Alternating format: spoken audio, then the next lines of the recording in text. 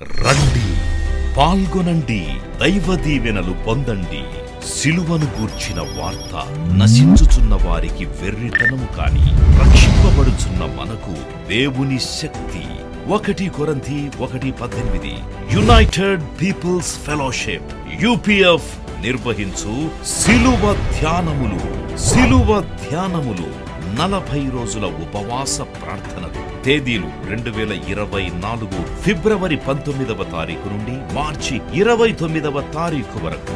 సమయం ఉదయం 4 గంటల నుండి ఉదయం 7 గంటల వరకు. స్థలం centenary Baptist church, clock tower దగ్గర, సికింద్రాబాద్. వివరములకు 9550504718 9030757571 నంబర్లను సంప్రదించగలరు. దూర ప్రాంతముల వారు సిలువ ధ్యానములలో యూట్యూబ్, ఫేస్బుక్ మరియు జూమ్ ప్రత్యక్ష ప్రసారం ద్వారా పాల్గొనవచ్చును. Zoom meeting ID 9550504718 passcode 7777. గమనిక, రామ్నగర్ ఈ సేవ నుండి సెంటినరీ బాప్టిస్ట్ చర్చ్ సికింద్రాబాద్ వరకు బస్సు సౌకర్యం కలదు. అందరికీ ఆహ్వానం. ఆహ్వానించువారు ప్రభువు దాసురాలు జాయ్ చెరియన్ గారు, వ్యవస్థాపక అధ్యక్షురాలు మరియు సీనియర్ పాస్టర్ UPF హైదరాబాద్.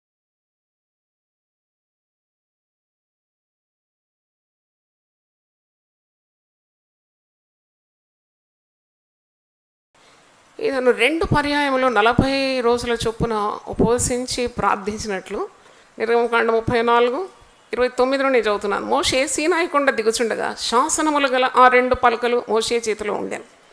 అతడు ఆ కొండ దిగుచుండగా ఆయన అతనితో మాట్లాడుచున్నప్పుడు తన ముఖ చర్మము ప్రకాశించిన సంగతి మోషేకు తెలిసి ఉండలేదు. 40 రోజులు ఆహారము నీళ్లు లేకుండా దేవుని సన్నిధిలో కూర్చొని కొండ దిగుతున్నప్పుడు అతని ముఖ కాంతి ఎలాగుండిందంటే అది ప్రకాశించడము, ఆ జనాలు కూడా చూడనొల్లకపోయినారని కింది భాగంలో చూస్తున్నాం. అహరోను ఇశ్రాయేలందరూ మోషేను చూసినప్పుడు అతని ముఖ చర్మము ప్రకాశించిన గనుక వారు అతనికి సమీపింప వెరిచింది.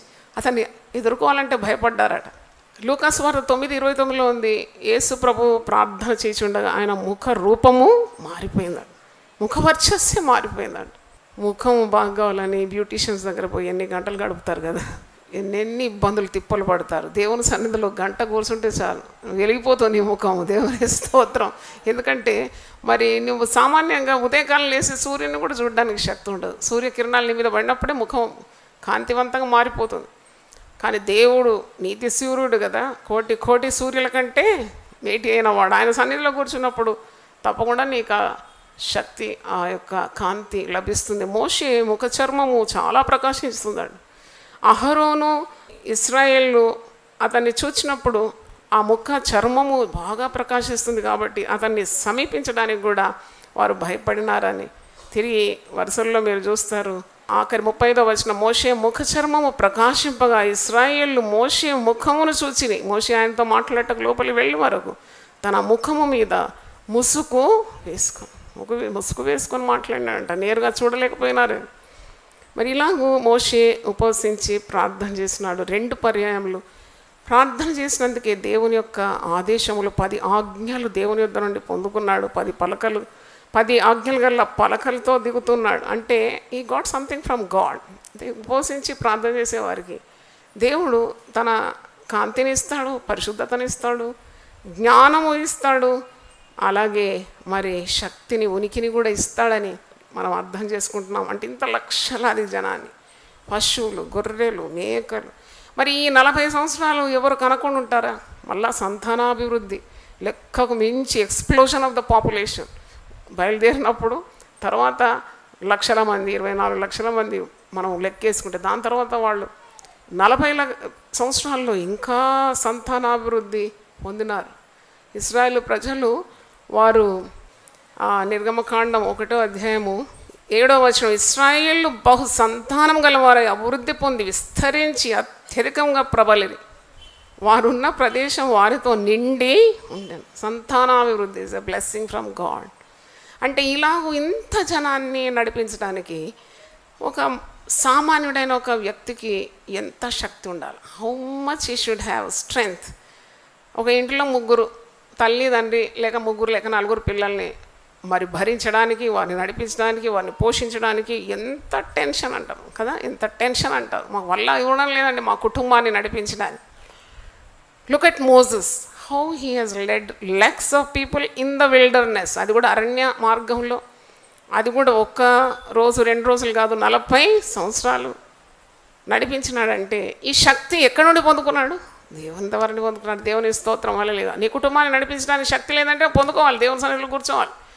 80 రోజులు 40 చొప్పున 2 పర్యాయములని మనం అనుకుంటాం, కానీ అంత జనాన్ని నడిపించడానికి 2 పర్యాయాలు కాదు నాకు అనిపిస్తుంది. ఎందుకంటే నా అనుభవంలో, నా సేవా జీవితంలో మరి మీరు ఎన్నిసార్లు ఉపవాసం ఉన్నారంటే నాకు లెక్కనే తెలియదు. ఎందుకంటే 3 సార్లు అయితే 50 రోజులు ఆ దేవుని సన్నిధిలో ఆహారం లేకుండా, నేను నీళ్లు లేకుండా కూర్చోలేదు, కానీ ఆహారం లేకుండా కొద్దిగా పానీయంతో కూర్చున్నాను 3 సార్లు 50. కానీ తర్వాత ఎన్ని పర్యాయములు ఉన్నారో నాకు లెక్కలేదు. నాకు అనిపిస్తుంది ఇంకెన్ని పర్యాయములు మోషే మరి ఉపవసించి దేవుని సన్నిధిలో మాటికి దేవుని సన్నిధిలో కూర్చొని ఉపవసించి ప్రార్థన చేసిన మూలానే he was a great leader. దేవుని స్తోత్రం. గొప్ప నాయకుడుగా లక్షలాది జనాన్ని నడిపించగలిగినాడు. ఈ జనాలు కూడా సామాన్యమైన జనులు కాదు, చాలా తిరుగుబాటు చేసేవారు. దేవుని మీద అలగడం, దేవుని చేత ఏర్పాటు చేసిన మోషే మీద అలగడం. మరి మోషే సీనాయి పర్వతం మీద పోయినప్పుడు బంగారు దూడం చేసుకొని దానికి సాగిలపడడం, అంటే చూడండి చెయ్యరాని హేయ కార్యాలు అన్నీ చేస్తున్నారు. వ్యభిచరిస్తున్నారంట, దేవుని పట్ల కృతజ్ఞత లేకుండా తిరుగుబాటు చేస్తున్నారు, అలుగుతున్నారు, సనుగుతున్నారు, నీళ్లు లేకుంటే తిరుగుబాటు చేస్తున్నారు, ఆహారం లేకుంటే తిరుగుబాటు చేస్తున్నారు, మాంసం కావాలంటున్నారు, మన్నా సరిపోదంటున్నారు, మమ్మల్ని చచ్చుటకు ఇక్కడికి తీసుకొని వచ్చినావా, మరి ఐగుప్తుల్లో సమాధులు లేదనుకున్నావా. ఇవన్నీ మాటలు పడడానికి, నిందలు, ఈ యొక్క పోరాటము, ఈ ఆటుపోట్లన్నీ కూడా మోషే సహించినాడంటే దానికి రహస్యం ఏంటి? ప్రార్థన ఉపవాసం. దేవుని స్తోత్రం. హల్లెలూయా. ప్రార్థన ఉపవాసం ఉన్నప్పుడు నీకు సాత్వికం గల హృదయం ఉంటుంది, నువ్వు తగ్గించుకుంటావు, నీ శరీరం తగ్గుతుంది, నీ ఆత్మ పెరుగుతుంది, శక్తి పొందుకుంటుంది. అందుకే మోషే గురించి దేవుడు సాక్ష్యం ఇస్తున్నాడు కదా. సంఖ్యాకాండం 12వ అధ్యాయంలో మీరు చూస్తారు. ఇక్కడ తిరుగుబాటు ప్రజలు మాత్రం కాదు, ఈ లక్షలాది జనం తిరుగుబాటు చేసినారు, అది మనకు తెలిసిందే. వారు మాత్రం కాదు, ఇంటనున్న వారు కూడా పోరాటం చేస్తున్నారు. ఎవరు వాళ్ళు? అహరోను, మిర్యాము. దేవుడు నాకు ఇది బయలుపరిచినాడు, దేవుడు నాకు అది బయలుపరిచినాడు మోషే అంటే అహరోను మిర్యాములు ఏమంటున్నారు చూడండి. సంఖ్యాకాండం 12వ అధ్యాయం. మోషే కూషు దేశపు స్త్రీని పెళ్లి చేసుకొని ఉండేను కనుక అతడు పెళ్లి చేసుకున్న ఆ స్త్రీని బట్టి మిర్యాము అహరోనులు అతనికి విరోధముగా మాట్లాడు. బయటి వాళ్ళు విరోధంగా మాట్లాడితే ఏదో లే బయటి వాళ్ళు అన్నారు, కానీ అంత రక్త సంబంధికులే తిరుగుబాటు చేస్తే అది సహించరాదు కదా. దేవుని సేవకులకు ఇంట ఉంటుంది పోరాటం, బయట కూడా పోరాటం ఉంటుంది. పెద్ద వింత కాదు. ఇంటి వారు కూడా నేను దూషిస్తారు. యేసు ప్రభువు కూడా అనుభవించినాడు ఈ పోరాటాన్ని. బయట కూడా ఉండింది ఆయనకు పోరాటం, ఇంటి వారు కూడా అతన్ని ద్వేషించినారు. మరి అందరి చేత ఆయన తృణీకరింపబడినాడు. ఆయనను యేసు ప్రభు కూడా 40 రోజులు ఆహారము పానము లేకుండా ఉపవసించి ప్రార్థన చేసి పరిచర్య ఆరంభించినాడు. దేవుని స్తోత్రం. నాకు అనిపిస్తుంది యేసు ప్రభువుకు అవసరమైంది ఉపవాసము, ప్రార్థన. ఇక మనం మట్టి పురుగులం, మనకు అవసరం కదా. వీ నీడ్ మోర్ స్ట్రెంగ్త్ కదా. మరి యేసు ప్రభువే ఉపవసించి ప్రార్థన చేసినాడు, మోషే ఉపవసించి ప్రార్థన చేసినాడు, ఇక భక్తులందరూ ఉపవసించి ప్రార్థన చేసినారు. మరి ఇక్కడ వాళ్ళు సనగడం అలగడం, మోషేకే దేవుడు అన్ని సెలవిచ్చినాడా, మా చేతను పలికింపలేదా అని అడుగుతున్నారు. అప్పుడు మోషే దేవుడు ఏమంటున్నాడు చూడండి. ఉపవసించి ప్రార్థన చేసేవారి పట్ల పక్షాన వాదించడానికి దేవుడే ఆకాశం నుండి దిగి వస్తాడు. దేవుని స్తోత్రం. దేవుడు అంటున్నాడు, యెహోవా ఆ మాట వినెను. 3వ వచనం. మోషే భూమి మీదనున్న వారందరిలో మిక్కిలి సాత్వికుడు.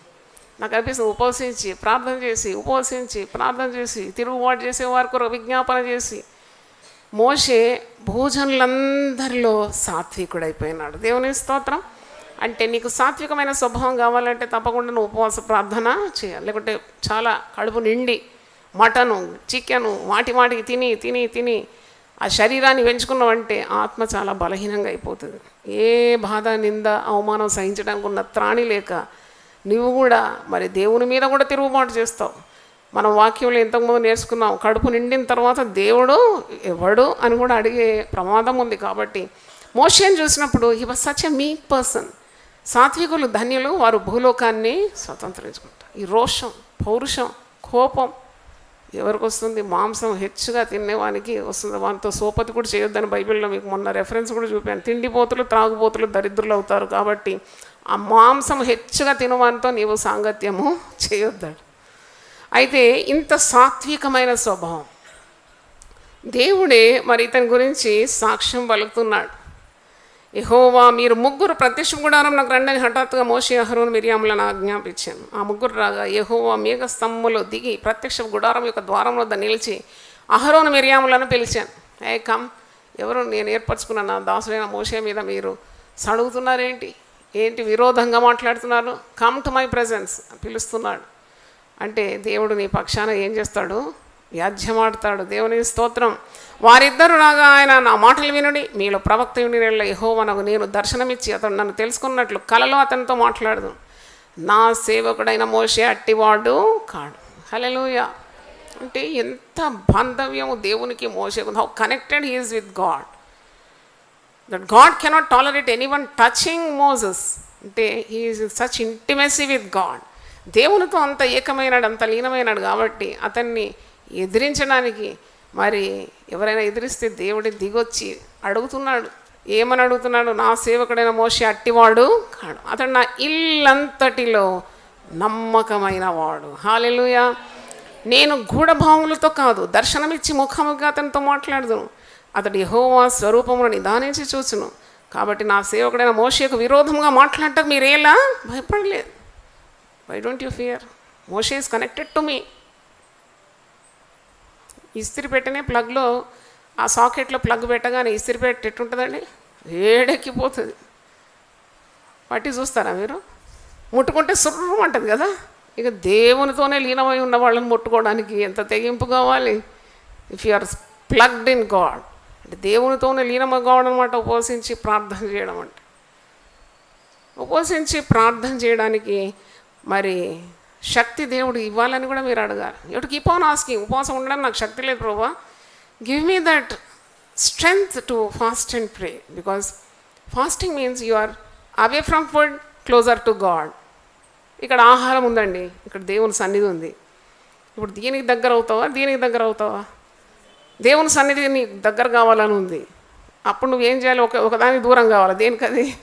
ఆహారంకు దూరం అయితే నువ్వు ఎవరికి దగ్గర అవుతున్నావు?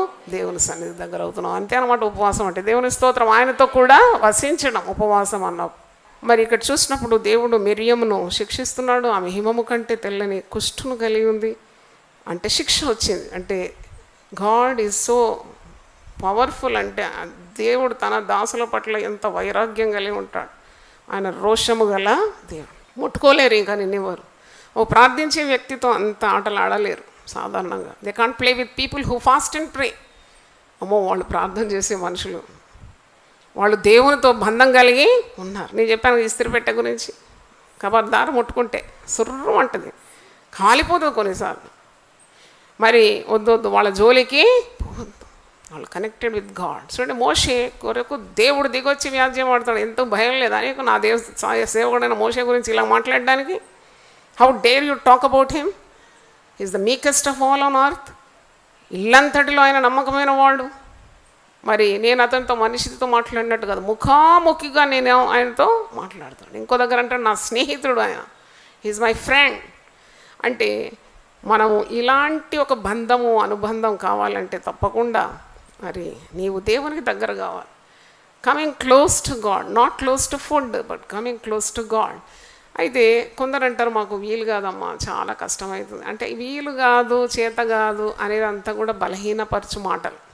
ఈ బలహీనపరిచే దయ్యాన్ని నువ్వేం చేయాలి? బంధించాలి. లూకా సువార్త 13వ అధ్యాయంలో 18 సంవత్సరాల నుండి ఒక బలహీనపరచు దయ్యం పట్టిన ఒక స్త్రీ మొత్తానికి వంగిపోయిందంట. నేలకే ఆమె చూపులు, అటు దేవుణ్ణి చూడరాదు, ఇటు మనిషిని చూడరాదు, నేలకే వంగిపోయింది. అటువంటి బలహీనతను నువ్వు గెలవాలి అంటే మీకు మరీ వీలు కావడం లేదు. Your physical status is not agreeing for fasting అంటే దేవుని సహాయం కోరాలి, ప్రార్థన చేయాలి. ఉపవాసం మాత్రం కాదు, ఫాస్టింగ్ చేయడం, ఆహారం మాత్రం త్యజించి ఉండడం కాదు. ఆ రోజు అన్ని పనులు పెట్టుకొని ఊరంతా చుట్టి వచ్చి షికార్లు, షాపింగ్లు, బంధువుల ఇంటికి వెళ్ళడం, లేక నావెల్స్, సీరియల్స్, టీవీ ముందు కూర్చోవడం, లేక ఎవరో రుచికరమైనది వండుతూ ఉంటే దాన్ని ఆశించడం, ఇలాంటివి కాకుండా నీవు కొద్దిగా నిష్ఠతో ఉండాలి. దేవుని స్తోత్రం, హల్లెలూయా. నిష్ఠతో ఉండడానికి కొద్దిగా కష్టపడాలి. హల్లెలూయా. నువ్వు ఉపవాసం ఉంటే యూఆర్ సెపరేటెడ్ ఫ్రమ్ అదర్స్.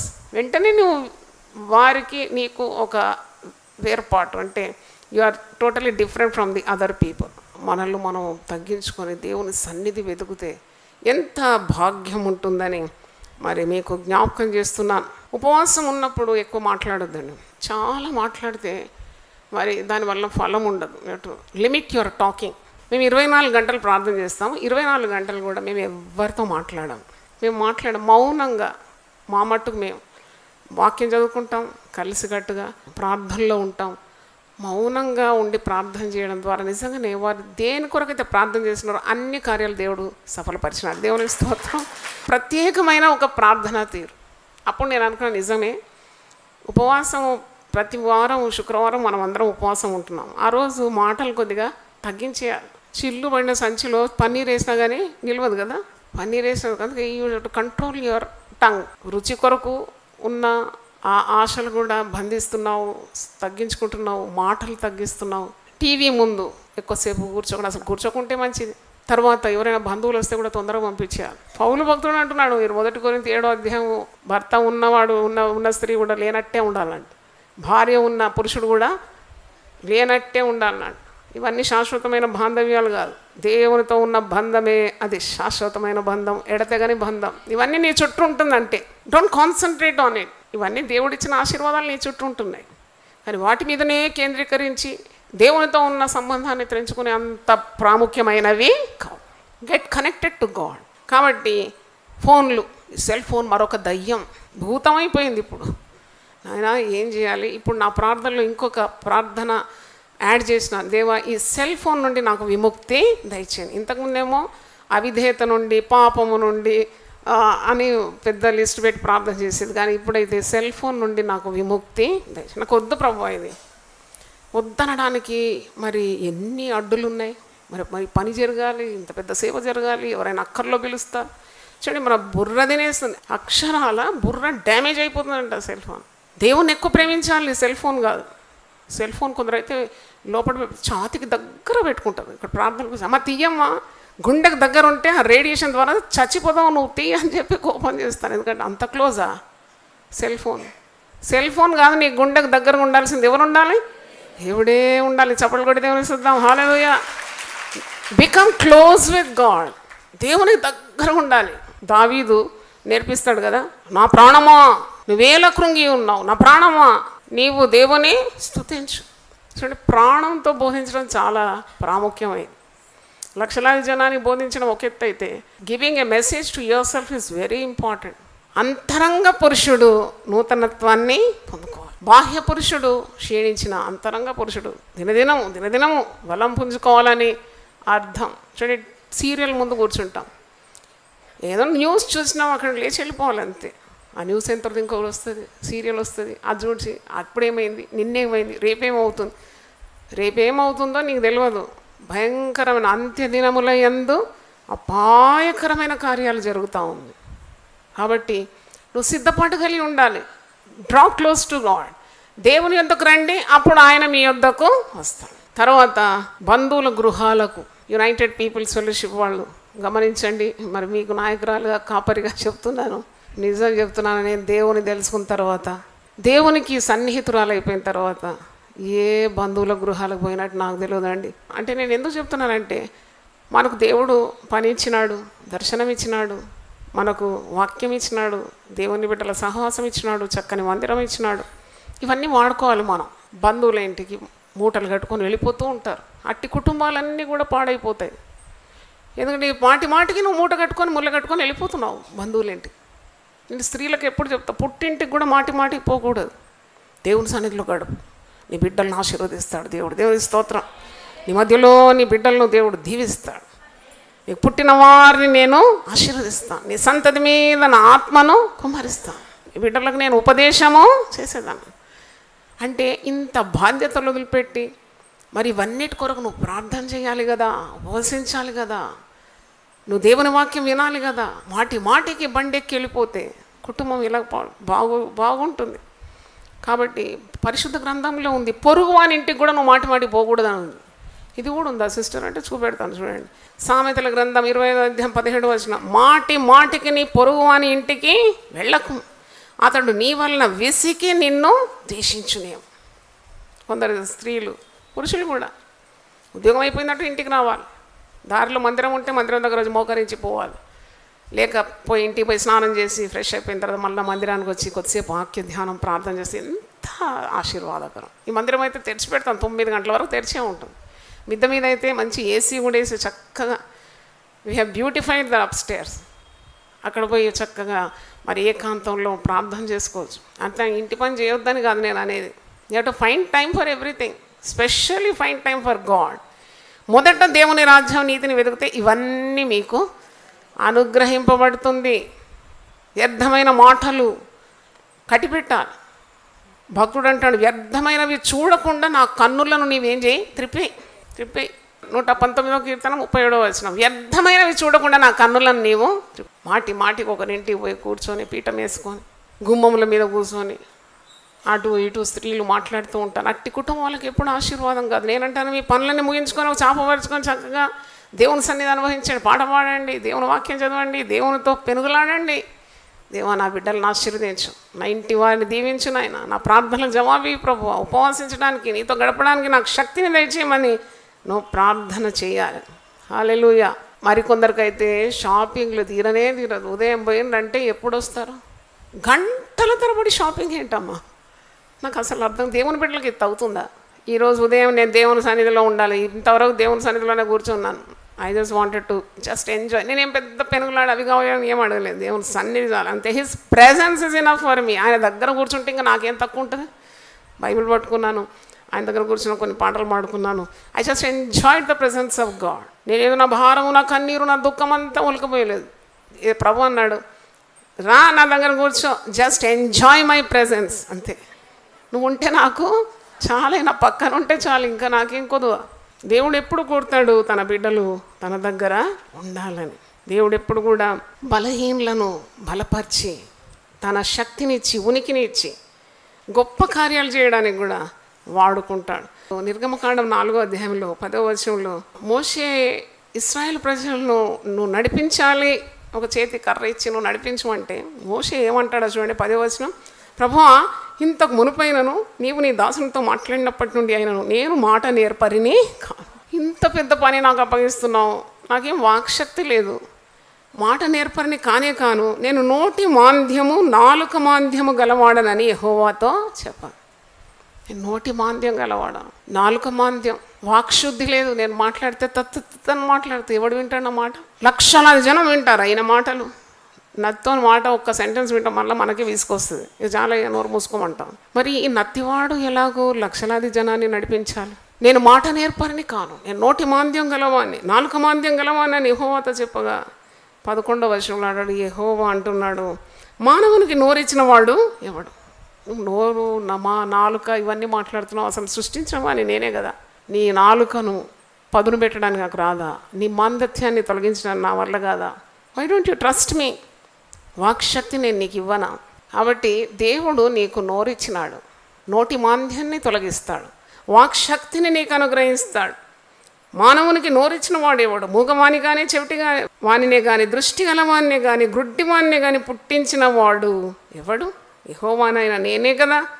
కాబట్టి వెళ్ళుము, నేను నీ నోటికి తోడై ఉండి నీవేమి పలకవలసినదే అది నీకు బోధించదనని అతనితో చెప్పు. వెళ్ళు అంతే. దేవుడు నీకు పనిస్తే వెళ్ళు, దేవుడు నీకు తోడుంటాడు.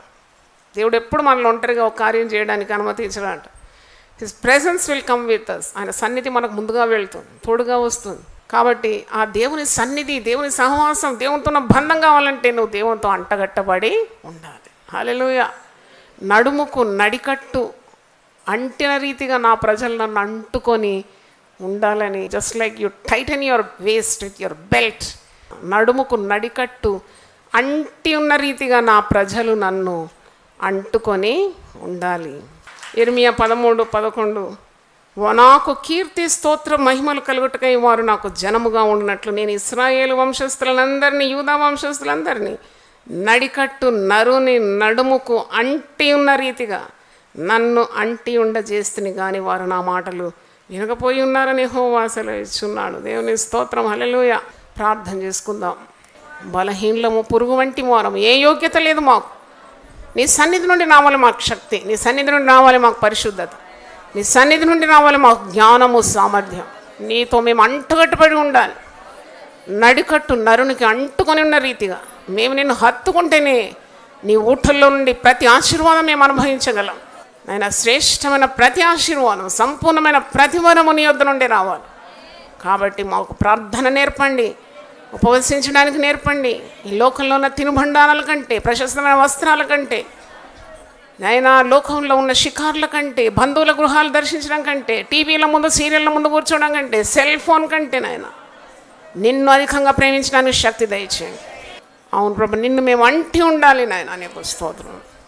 ఉపవసించడానికి ఇంకా ఇంకా క్రొత్త కొత్త కార్యాలు మాకు బయలుపరచమని ప్రార్థిస్తున్నాం. నీతో వసించాలి మేము. నీ సన్నిధి మాకు చాలునైనా. మరణం వరకు తోడు ఉండాలి. మా సన్నిధి ముందు నడవాలి, వెనుక ఆవరించాలి, ప్రక్కలో ఉండాలి. నీ సన్నిధితో మమ్మల్ని కప్పమని ప్రార్థిస్తున్నాను.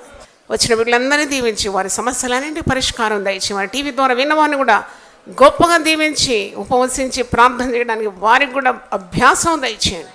యేసు నామములో అడుగుతున్నాను తండ్రి, ఆమేన్.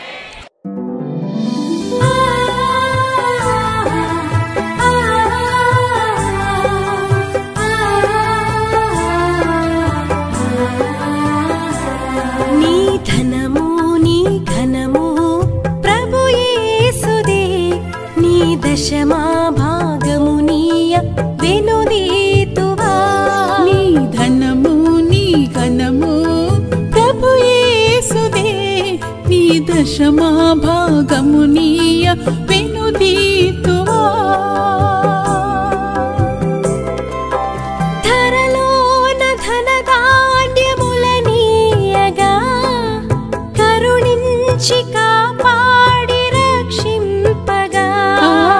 ధరలోన ధనధాన్యములనీయగా కరుణించి కాపాడి రక్షింపగా. పరలోకనాదుండు నీకీయగా మరి యేసు కొరకీయ వెనుదీతువా. పరలోకనాథుండు నీకీయగా మరి యేసు కొరకీయ వెనుదీతువా.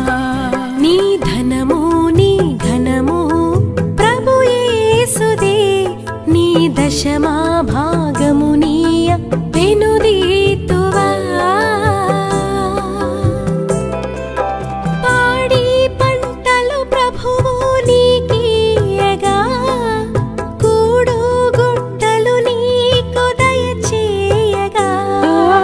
పాడి పంటలు ప్రభువు నీకీయగా కూడు గుట్టలు నీకు దయచేయగా. వీడంగ ప్రభు యేసు నామంబును గడువేల ప్రభుకీయను క్రైస్తవా. వేడంగ ప్రభు యేసు నామంబును గడువేల ప్రభుకీయను క్రైస్తవా. నీ ధనము నీ ఘనము ప్రభు యేసుదే, నీ దశమా